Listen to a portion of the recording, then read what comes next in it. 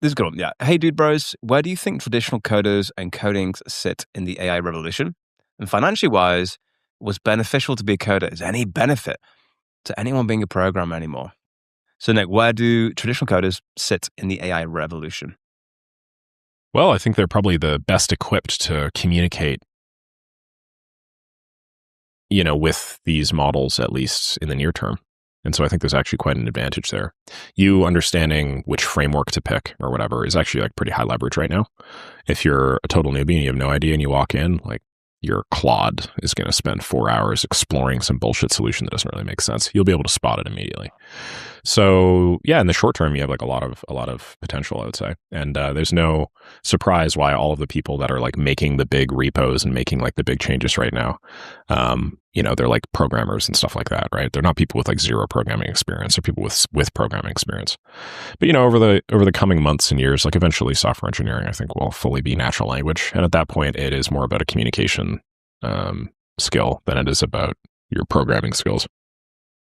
When when I left law school, they told me that pretty much everything you've learned now is irrelevant because it's out of date the second you leave. But the point of the law degree wasn't what you know, it wasn't what you think, it was you learning how to think.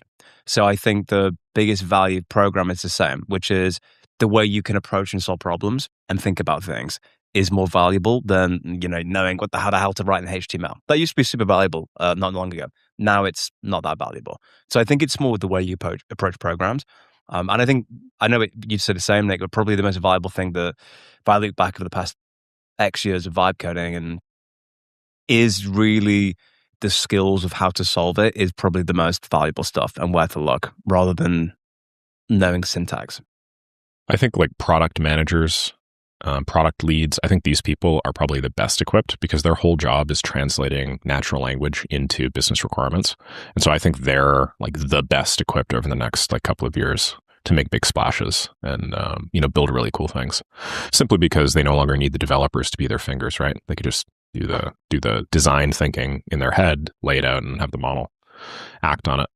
But yeah, I think programmers are still valuable and will remain valuable, not necessarily just because of their ability to program, but just because in order to learn how to program, one needs to learn how to think, just like you need to learn how to think if you endeavor to be a great writer as well. Beautifully said. So programmers, it's not game over yet, but it might be soon. So if you want to get ahead, dude, you need to be staying stacked, right, Nick? You need to be staying stacked. You'd be staying stacked.